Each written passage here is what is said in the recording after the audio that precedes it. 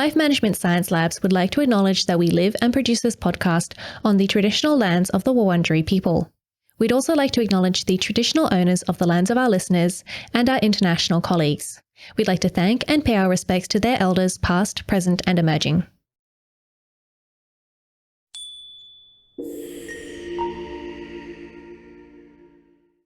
Hi everyone, and welcome to On the House, the Household Management Science Insights podcast produced by LMSL, the Life Management Science Labs. We are champions of life management science, providing structured insights informed by science and inspired by practice on key aspects of conscious living. Each week we bring you scientific and practical insights on each element with the expert knowledge of professionals in the field. I'm your host, Gabriella Yastra, coming to you from Naarm, Melbourne, Australia. Let's begin. Welcome back to On the House, the Household Management Science Insights podcast. With the rise of smart home technology, securing our homes has become more accessible yet more complex than ever before. So today we are very fortunate to be joined by tech journalist John Carlsen to get the rundown on what truly matters when securing your home. Specializing in smart home security, John has written a plethora of articles and reviews on home security since 2013, most notably as a staff writer for SafeWise and Top 10 Reviews. His goal, to provide his readers with clear, reliable information so they can find appropriate security solutions for their lifestyles. Hi, John. It's great to have you on the show. How are you going? It's great to be here. I'm doing pretty well. Yeah, that's great to hear. So before we begin, I'm really curious to know, in your line of work, what's the biggest misconception you've heard about smart home security? The biggest misconception is that security will prevent things from happening to your home, that a camera will make it so that no one will want to rob you or to burglarize your home. But in all honesty, that's just, all we're doing is we're trying to deter that. If someone's really determined, they'll find a way past your security measures. I see. So I'm really, really keen to hear more about that and what we can do about this. So that's a great preface for the topic for today. But before we get further into detail, I'd love to get to know you better. This is Have You Met John? And my first question for you is, what do you enjoy during your spare time? I enjoy, like any reviewer, I enjoy taking things in and kind of absorbing content more or less. But, I spend a lot of my time watching anime or sometimes reading books, but mostly I really enjoy the art form behind animation, and anime just tends to be that for me. Oh, yeah. What are your favorite anime shows to watch? I guess that's kind of a loaded question. But I think I really like a recent anime that I watched was Frieren, which was it's a fantasy anime that, follows like an elf or something like that. And she finished the quest to defeat the demon lord or whatever. But it shows what happens after that, which is, kind of a nice chill. What's the best word for it? Exploration of what happens when you've done what's most important in your life. Yeah, it sounds like it can also serve as something that allows you to kind of reflect a little bit on your own life. So that sounds really good. I personally don't watch anime that much, but the ones that I have watched are really the main usual suspects of like Attack on Titan, which is a solid one, but I guess it depends on who you ask. There are certain things, right, with every single show that people will have an issue with or really like about it. But apart from anime, what else do you enjoy consuming, or what else do you like doing? I spend a lot of time gardening and taking care of my houseplants. It's a nice, rewarding hobby that, brings a lot of joy into my life. For sure. Do you have a favorite plant? I do. It's so I grow carnivorous plants, and my favorite one is pitcher plant, but it's like the South American pitcher plant. It's like called Helianthera. It's really cool. Yeah, I love carnivorous plants as well. They are so cool and like just really fun to look at. Do you have any tips on how to maintain them, or would they just be maintained like regular plants? They're similar to regular plants, but they do have some special needs. You need to water them with purified water because plants become carnivorous because of lack of nutrient in the soil. So if you add any kind of nutrient to the soil, that's minerals, fertilizer, anything like that, it can really hurt your plants. So using pure water and just making sure they get plenty of light is usually enough for most people. And a lot of the bog plants, especially the ones that grow in bogs, those like to sit in water, which is completely different from a normal house plant where you don't want to overwater them. So those are a few things that stand out. Yeah, carnivorous plants are so fascinating to me. What sparked your interest in them? I think, I mean, I've been into them for decades, but like any person that gets into the hobby is just gets fascinated by the fact that these plants come up with these strategies to, lack of a better word, to trap insects and eat them. I mean, eating is a strong word, but they absorb the nutrients from the insects. And that's so foreign to us that plants would do that, but all plants kind of do that. If something dies in the forest, it degrades and that nutrients eventually end up in a plant. But with carnivorous plants, it's a little more direct. Just kind of a fascinating topic. Yeah, that's a really interesting way of putting it, and you're so right in the aspect of that. All plants kind of do that. It's just in a more indirect way. So thank you for taking me through that. I feel like I learned a little bit more about carnivorous plants. I had a carnivorous plant myself, but I unfortunately killed it during summer when the sun was way too harsh and I left it outside, which I'm still very heartbroken about. It's been 2 years and I can't bring myself to buy a new one. But aside from plants, aside from anime, in your life, either professionally or personally, do you have a role model? I do. I really like Nikola Tesla.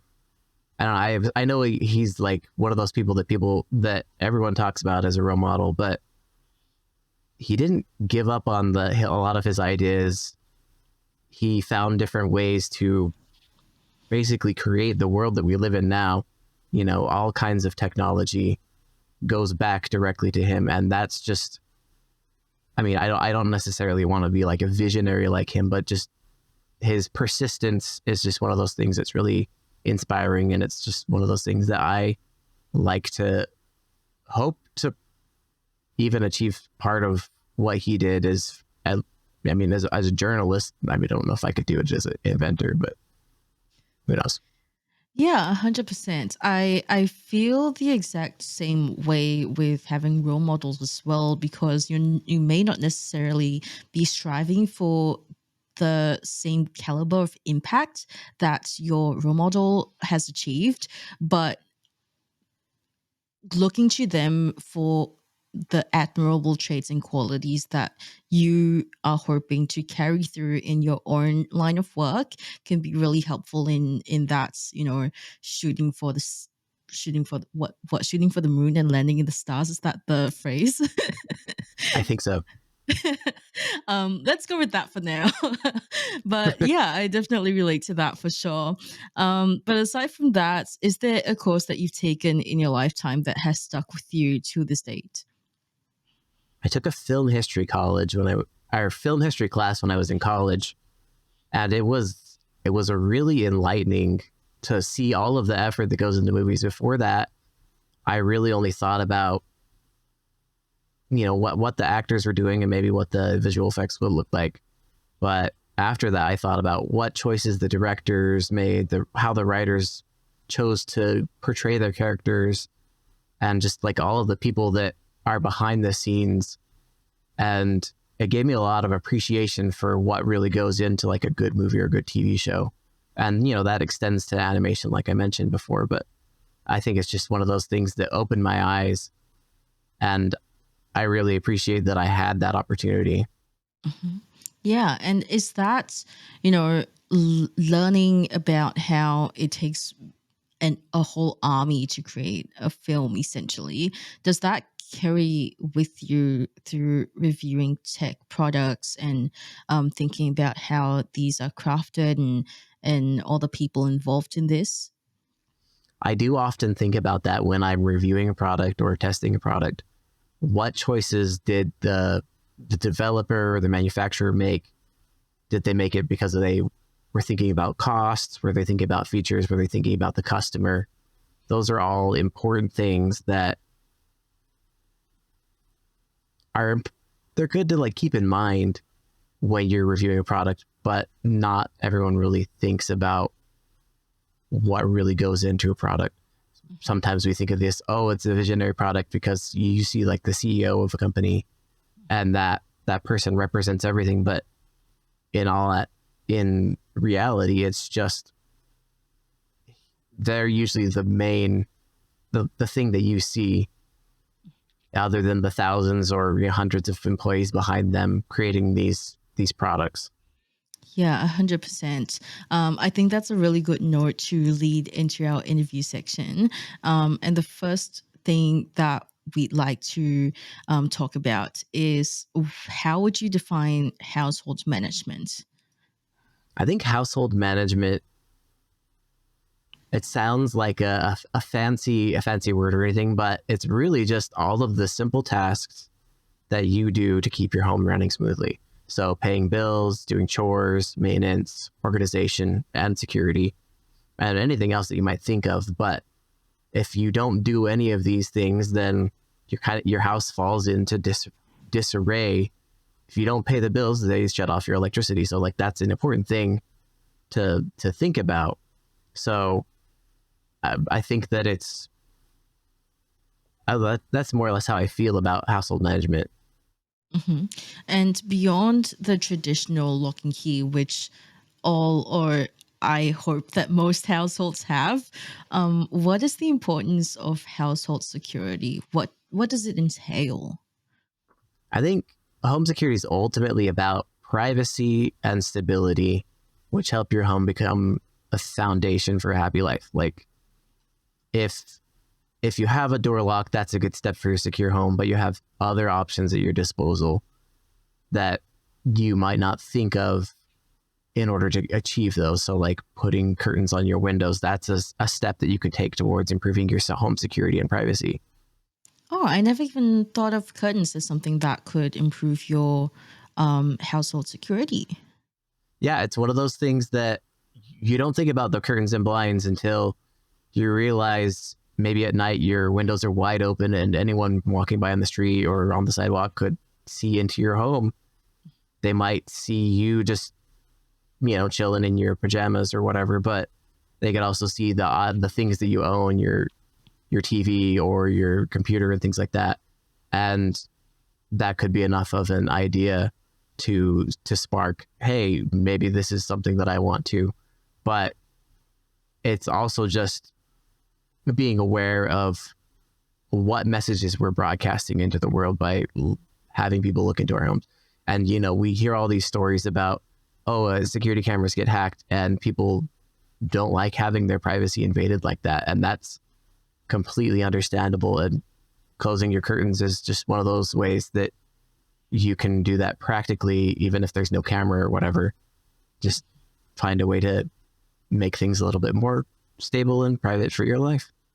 Yeah, that would also really help when you are going on a short trip or long trip, however long of a trip, when you are away from your home for over a day and you don't want people knowing that you're gone, though that might be helpful. But just out of curiosity, would you happen to know if leaving the blinds closed or curtains closed is a good idea when you're away on a trip, or does that kind of give it away?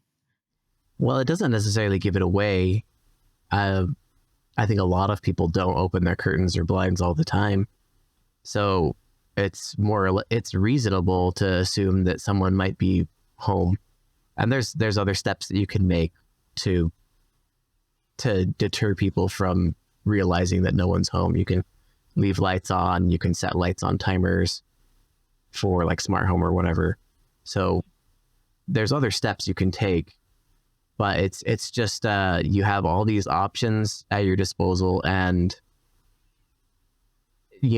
I mentioned curtains, but it really could be any number of things, like locking your windows, installing fences, walls, putting outdoor items away, locking your car, keeping valuables secure and hidden. Like then the list goes on. But all of these things together form a good household or house security plan strategy for pretty much everyone. And apart from timing the lights to throw people off the scent that you're not at home, what are some other ways that we can use technology to our advantage when used in conjunction with physical security measures? So physical security measures, like a lot of the ones I mentioned before, are typically passive. Technology allows us to be reactive and proactive about our security. So the value of cameras and security systems is that they can jump into action with alarms and the potential that someone will see a burglary happen. And anyone that thinks about breaking into a house, it's just that kind of like sends a shiver up their spine that someone will see them or spot them, because these aren't crimes of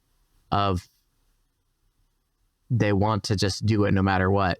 They're usually crimes of opportunity where they don't want to be seen because that's just risk. They're usually in and out as quickly as possible. So anything that can even keep them out of your home for just a little while can save a lot of time and save a lot of trouble later on. So like the security system with an alarm, if that alarm's blaring and if you have monitoring and maybe the police are on the way, then they don't have the time to peruse through everything. They'll just grab and go, like you're picking up a DoorDash or whatever. But I think that's the main value of security systems, isn't that they prevent these things from happening, but that they can make them less of a problem if they do happen. Mm-hmm. And in your opinion, what are the essential products or systems that homeowners should be installing, like smart locks or CCTVs or alarms, or should these all be used in conjunction with each other? I think a good first product, if you're gonna go with products, a good first product is a security camera or doorbell camera to monitor your external doors. Well, it's a simple, and they're now relatively affordable. You don't have to put in a ton of wiring or anything for most of them. So that gives you this way to look in on your home or to record things that happen in your home when you're not home, when you're not there, which I think that's the value of that is just understated. I think a lot of people focus on security systems because they're so fancy, and it's right there in the name, security system. It just sounds like it's a complete solution, but cameras really are the first step. And if you want to branch out beyond that, then you put cameras inside your home, not just outside. And eventually you can broaden into smart locks and security systems and things like that. And it gives you can round things out over time based on your needs, but a security camera is a good first step. Mm-hmm. And what regulations, guidelines, or standards should homeowners be aware of when selecting and installing these security systems?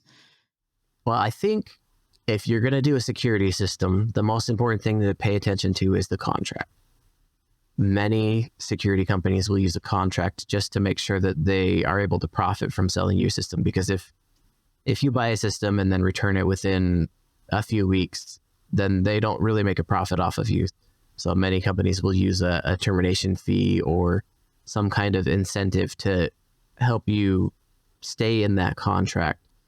And that's their right. They can make that contract with you, but you should understand that you have rights in that contract as well for how you would approach an issue with your system, or you deserve to know at least how long the contract will be, what fees are associated with it. Mhm. So it sounds like from what you said that security systems aren't the essential thing to get when it comes to securing your home. But what kind of lifestyles or what kind of households would these systems be useful for? I think a really active lifestyle.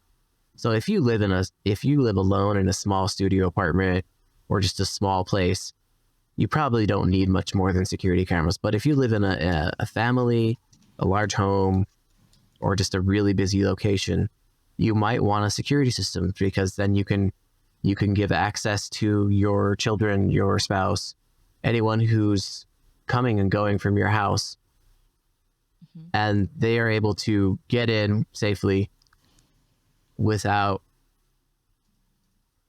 let me think about it for a second.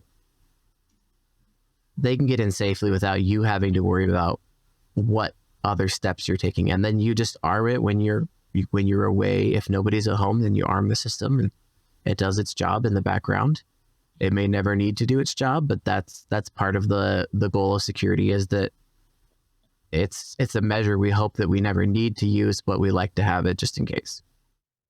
And when it comes to selecting a good security system, or at least one that's appropriate for your households and the location you are in and the lifestyle, what are some important features to look out for and to consider? I think for most people, just a decent selection of sensors. So focus specifically on contact or entry sensors. That's what people also call them, door and window sensors. And then motion sensors. These are the ones that'll tell your system more or less what's happening in your home. So a motion sensor inside your house will help you know if there's movement, and if you get the right kind, then your cat or dog won't set it off when you're away. And then a contact sensor is really important for doors and windows, because they help you spot when someone accesses those. And that might be someone in your family, and it might be a stranger. But that's the main basis of a security system. Everything else is kind of supplementary to that, but you can build out from there if you want, like a glass break sensor or some kind of hazard sensors like smoke detectors, carbon monoxide detectors, things like that. You can integrate those into security systems. Most homes require them as hard as like building code, but they can be integrated into a security system as well. Mhm. And how would you recommend maintaining security system or products regularly? Is there an ideal frequency at which we should be having a look at them, seeing if they're still running, for example? Most systems will ask you if it's specifically a security system. They'll tell you to test the system once a month.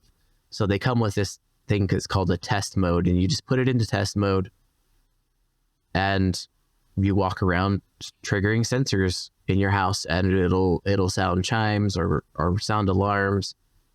And test mode basically just means if you happen to have monitoring as part of your security system, it won't call for help because you're testing your sensors. And so it's a good thing to do, but you can also usually just keep track of like battery status and things like that in mobile apps, it's another way to do it. If you set up notifications, most systems will tell you, hey, the battery's low, you might want to consider replacing it. And if you wait too long, it's gonna go out. So just keep the spare batteries around, and it saves you a lot of trouble down the line. Mhm. And how common are Internet of Things devices in household security? In a modern security system, they're basically in every system. So your base station or your control panel, whatever controls your security system, is usually some kind of Internet of Things device, IoT device, that is linked to the internet or to a cellular phone system or whatever like that, and it keeps you in touch with your system even if the internet goes down in your home. And you can use that to also control it with the mobile app or just check on the status of your system. So it's one of those things, but any smart lock or video or security camera really fits into that category. If it uses a mobile app or Wi-Fi, or if it connects to a hub, then it's an IoT device and it can integrate into your home and your security plan. Yeah, and that's actually pretty convenient to have as well. But are there any risks that IoT devices pose in terms of household security at all? I think that the main risk is that someone else will get access to your system, so someone who's not authorized. But it's something that you can easily prevent by just making sure you set a strong password. And by strong password, I mean use a password generator and maybe a password manager to save that for you, so that you don't have to type in this obscure arcane password that's full of numbers and characters. Then you can type it anytime you want, because all you need is a master password to access that saved password. And the other thing is to activate multi-factor authentication. So something that sends a text or an SMS to your phone, or maybe something that sends you an email, or you use an authenticator app to put in a code every time you log in. If the product offers authentication as some kind of a security measure, then it's worth including every time. Yeah, you've made all of this sound really approachable and very versatile for a range of people with a range of very different needs. But I'm curious to know, what are some of the most common vulnerabilities in household security that people should be aware of and pay attention to? I think a vulnerability that, when it comes to technology, there's two fronts when it comes to household security vulnerabilities. There's your technology, and then there's your passive solutions. So, I'll start with technology. With technology, the risk is that it'll go offline, or that someone will access, just like I mentioned before. But if you don't keep up with it, if you don't maintain it, then that becomes a vulnerability. As long as it's powered on and connected to your system properly, it's a strength for your security system for those devices to run. And then moving on to passive things, it's just thinking like a burglar, which sounds more exciting than it is. But you walk around and you say, hey, maybe that bush is a little too tall, or maybe someone could hide behind that bush in your yard, or someone could get on your roof to your second floor really easily by climbing this tree or whatever. I mean, these are edge cases. They're not necessarily things that are going to happen in every situation, but just thinking about what you could exploit to get into your own house. And that's more or less the mindset of an intruder or a burglar.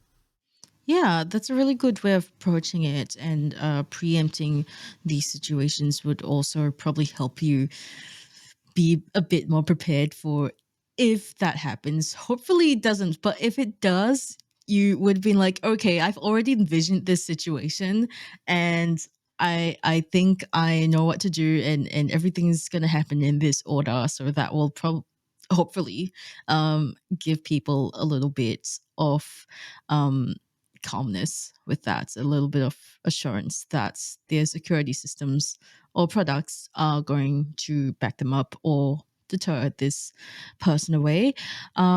So, how regularly should we be checking in on our tech products? I think a good rule of thumb is just to check in at least once a month, especially if you use multiple apps. Like if you control your system through one app and your smart lock through another app, then just making sure that they stay updated, and that you are just checking the status of your devices on a regular basis. Even if you know, and checking the status of your device isn't necessarily like, oh, I have to go into the settings, look at the exact, it has 30% of battery left. No, it's, you know, watch your device while you try to control it with the app. So a smart lock, just hit the lock and unlock button and see how responsive it is, how quick it responds. If it takes forever to respond, you might want to consider resetting how it connects to your Wi-Fi or something like that. And there's other things that you can do, but that's, just watch for any differences in the way you normally use a product, because those usually will be good symptoms of something wrong with it. And what do you see in the future of household security? Do you see any new technology emerging anytime soon, or any new smart home devices emerging anytime soon? There's some interesting new devices that I think are definitely worth keeping an eye on. One is something like real-time monitoring. And while I think that monitoring isn't necessarily perfect for everyone, but if you have real-time monitoring, you get like a camera like Deep Sentinel, where there's someone who is, it's basically like a guard service. So if something triggers your camera, someone will go and look at it for you. I mean, you can still do that as the owner of the device too, but it's basically like having a security guard saying, hey, what was that noise? Or when, what's happening there? And that's a thing that I think will become more common, but it is going to be expensive. You have to pay these people. They have lives too. They need to pay their own bills. So paying them to sit at a computer and look at other people's security cameras to watch for threats is not going to be cheap. So essentially, it's a bunch of people monitoring in real time. That sounds pretty expensive.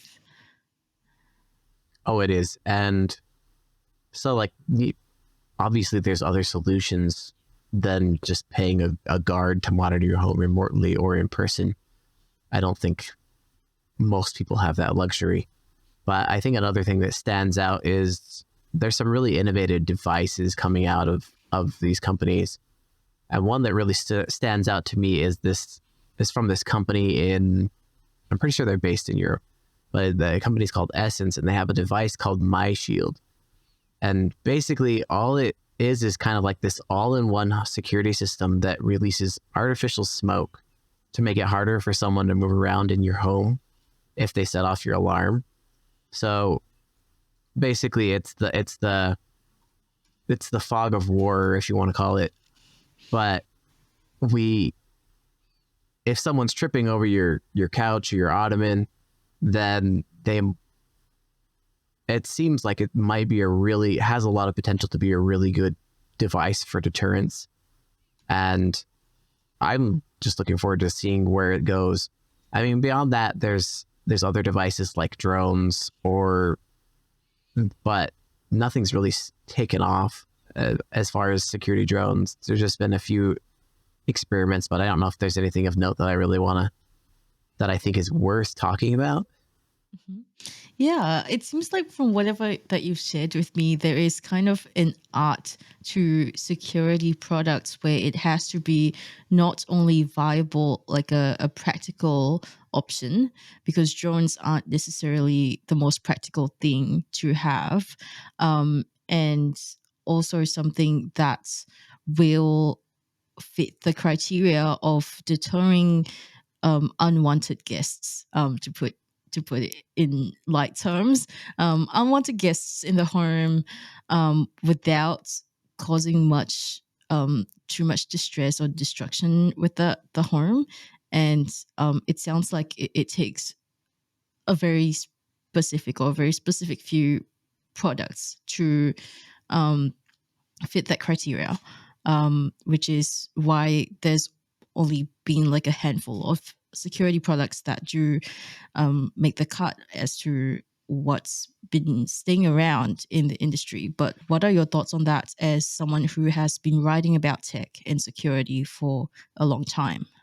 Yeah, the basics of security systems haven't changed in decades. I mean, since long before I was born. But it more or less comes down to just sensors for detecting motion and when people come into doors and windows. Beyond that, everything else is a little more recent, and it can be useful, but it's not one of those things that if you don't have security sensors in your security system, then it's not a system. It's just a fancy keypad on the wall that can't actually do anything because those are the eyes and ears of your system is the sensors. Mm-hmm. So just having a good base around those is really important. Mm-hmm.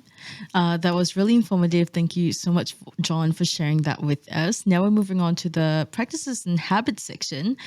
This is where we ask you about the everyday application of what you just shared with us. So my first question is, what is a practice that you do to manage or reevaluate your home security? I think the simplest thing that I do is a walkthrough. It's nothing special, but I walk through my home and I say, what's contributing to my security? And think about it from there. And it's not a particularly difficult process. And I don't use a checklist anymore. I look at my windows, my door, my devices, and I think about what can I do to improve things. And that's more or less, it's about building a mindset more than doing anything particularly groundbreaking. You don't have to throw your house into disarray because you want it to be more secure. It can just start with a simple habit. Mm-hmm. And what are some challenges of doing this practice? I imagine as someone who isn't as knowledgeable about home security, it might not be as intuitive for me to look at my windows and go like, this is what I can improve about them. Yeah, it can be difficult to get into the habit of doing it. When you look at your windows, do you look out your windows and say, oh, it's a beautiful day outside? Like, that's also important. Do what you can to have a good mental health. Treat your windows like they're windows. But you also can say, if I can see the street from my window, then the street can see me. And if I can see if my lock is unlocked, then that's something that I can make a change for. And it's all about building that habit. And you have to be persistent so that it sticks. Because the thing about building habits is, if you don't do the things that contribute to building that, then you're just going to end up in this place where you might occasionally think about your security, but there are many statistics out there. I don't have anything specific on hand, but a lot of people will get security systems after they've been burglarized, or after someone breaks into their home, or after someone steals something from them. But that doesn't really, they're trying to put a band-aid on the solution when I'm not trying to play the blame game or anything, but if they leave a bike just sitting out on their lawn that's easy enough for someone to walk away with, then someone might walk away with it. And we can be trusting of our neighbors, and we don't have to be suspicious of everyone, but we can certainly build a habit of saying, maybe I should put the bike in the garage or put it back in the backyard when I'm not using it. Mm-hmm. And just building that habit every day, just thinking about those things. And it's not just about, oh, my yard will look bad if I have a bike strewn all over the lawn. No, it's just, that could be part of it. If whatever gets you motivated to store things or to make changes to your home so that it's more secure and private, then honestly, it's a good habit to build. Yeah. I'm just thinking for my situation, well, my windows, I can't really see the street or anything apart from the top of the trees um, from my windows. So in that case, in order to be like, do I help? What else can I ask? Um, in terms of improving my household security, I'm wondering now if I'm not being persistent enough. Because I don't know. Can someone, well, I live on the first floor, which is in Australia. I'm not sure how it works in the States, but it's a ground floor and then the first floor. So it would be like technically the second floor, I guess. So it's above ground floor. And I, yeah, I I'm not sure what else I do. Like, what else can I do or ask myself to be persistent about this? Yeah. I mean, simply put, if there's not a good way for someone to see in your window, and if your windows don't even open, then that's one of those things that you don't have to think about. I mean, anyone can take a rock and smash a window, so that's, there's only so much you can do for that. So, but in your situation, you probably have a door that leads into your home, so you could put a sensor on that, or you could put a camera at it. If you have a doorbell that's outside your home, then just replace that with a video doorbell so you can see what's happening on your porch or the hallway. And, has the benefit of, hey, I can see if someone's delivered a package or a parcel that I want to, it's not going to just sit there unseen until I get home from work or until I go out to spend a night on the town. Like, you'll know when it gets there, not just because you got a notification on your phone from wherever you ordered it from, but because you got a notification from your video doorbell. So Yeah. there's all kinds of things you can do. Yeah, thank you so much for the advice. I think I'm actually really genuinely going to consider this because if I'm being honest, my building, there are loud noises that come from my building and people who come in and out of my building sometimes. So I do get a little bit anxious, even though my door is locked. And also just in case I forgot to lock the door by chance. So maybe not maybe, I definitely should look into getting a camera for my door. So thank you for that advice. I really appreciate it. And it's helped me Yeah. feel like home security is a bit more approachable rather than all of these gadgets that I know nothing about. So I really, really enjoyed that conversation. Now we're Yeah. moving on to the open mic section. And this is your chance to talk about anything that you're passionate about that doesn't have to be related to the topic. So do take it away, John. The floor is yours. I don't know if I have anything specific to talk about. I mean, I already talked about my plants and things like that, but I hope that I was at least coherent in my explanations, and that I felt like it was a productive conversation, a great discussion. But I do want to, I guess, shout out to my cat, who probably really wants to get in this room right now, and for obvious reasons, he's sequestered in the rest of the home. So he is a great part of my life and really helps me and my partner just really enjoy our lives. And I think that's it's one of the best things about having a pet. Oh, that is the sweetest thing ever. And I can relate to that on such a deep, deep level. What kind of cat do you have? I have I guess the term is a lynx point Siamese, but he's basically a tabby mixed with the Siamese.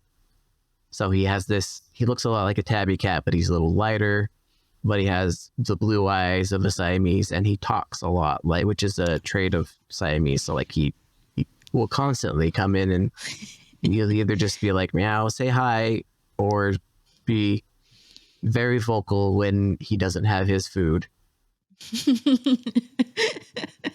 I can relate to that so much. My own cat was being extremely vocal last night as I was trying to sleep at 1 a.m. About not having more food when I just fed him twice that night. So definitely my sincerest empathetic thoughts are with you, John. What is his name? His name is Cloud. Oh, what a cute name. So how long ago did you get Cloud, and do you have any plans for the future to get more cats? We've had Cloud for about 9-10 years, something like that. He's a little bit older than that because we adopted him, but it's the issue with more cats is it's more lit. I don't know if my apartment would allow more. We're hoping to eventually move into a home, and my partner wants to become a crazy cat lady. I don't know if I could handle that many cats, but maybe 2 or 3. Yeah, that sounds like such a cute family. And I wish you all the best in the cat finding endeavors. Hopefully you will find those 2 or 3 cats. Hopefully not too much, not too little, just the right amount to appease both you and your partner. And thank you so much, John, for joining us today. Is there anything else that you want to leave our listeners with? I think I want to leave with this thought. Security doesn't have to be complicated. It's just a combination of all of the things that you probably already do in your home. And thinking of it like that is really the most positive way to look at security. It's not about, oh, what will happen if someone breaks in.